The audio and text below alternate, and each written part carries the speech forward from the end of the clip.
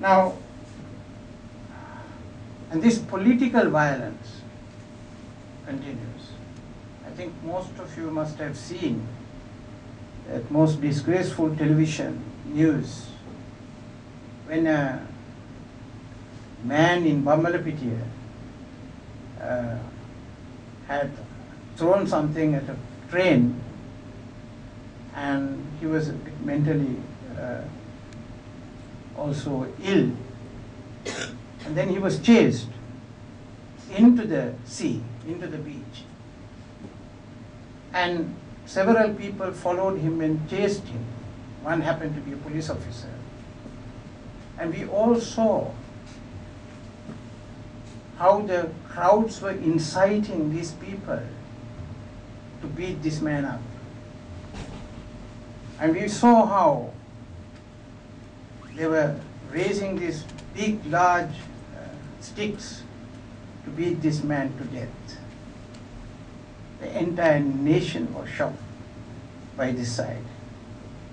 So this is the kind of impunity that has gripped this country for the last 30 years, where we have tolerated all forms of violence, violence, direct violence, violence against children, violence against women, and those continue.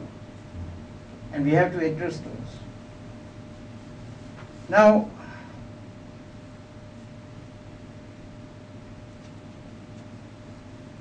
what is the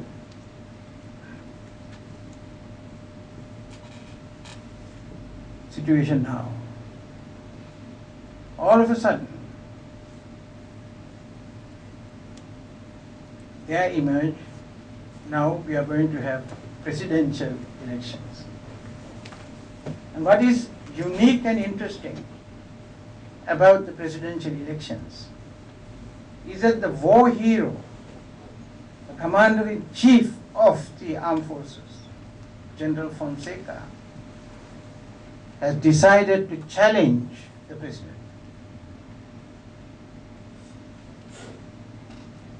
And I want to reflect on this very interesting phenomenon. General Fonseca was featured in national television as the war hero, the man who led the armed forces through the strategies that were adopted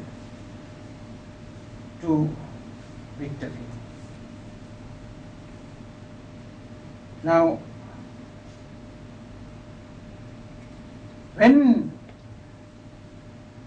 he did, whatever the reasons of why he challenged, what it has happened is that the Sinhala nationalist bloc, the hegemonic bloc, which had supported the war, is now broken into two. There is a deep division within the Sinhala nationalist discourse. And this is very interesting in that the monolithic, hegemonic discourse is no longer there. And therefore both sides in a presidential election now have to woo the minorities.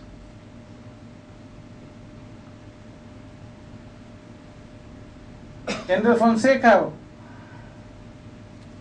during the period of the war, said minorities have to know their place in this country. They have to know their place. The president said, we don't have minorities in Sri Lanka anymore. We have only patriots and traitors. And traitors are those who don't work for this country.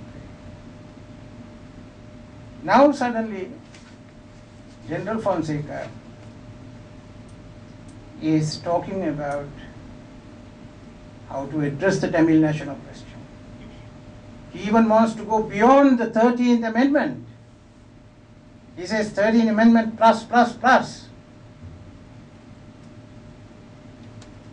So this is a very interesting turn, in that the presidential election has created now a situation where the minorities can decide who will govern this country. Because as you know, in the last presidential election, the Tamils could not vote. The LTT prevented them from voting. If the Tamils had voted,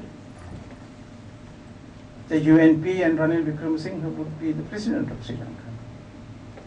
Now, the Tamils, the Muslims and others, are going to vote. Now, this means that there are a space which is now available to have a dialogue with both the parties to rebuild Sri Lanka. To ask them both, what is your policies? What is your mandate?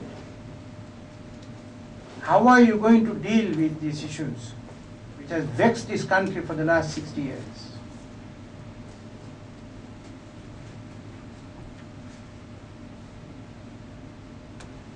Now, we must not be sanguine about the elimination of the LTT.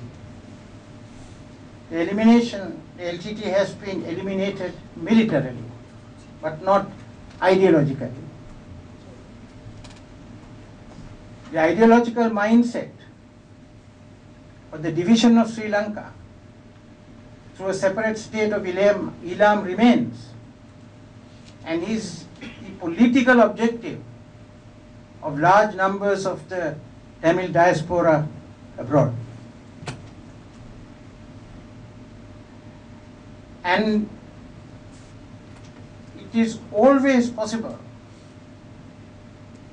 for a resurgence of new forms of terror, which I call the fifth generation warfare, where today you do not have to have standing armies, aeroplanes.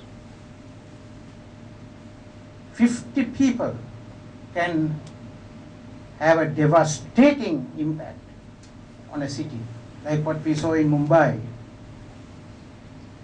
So that the mindset and the purpose of the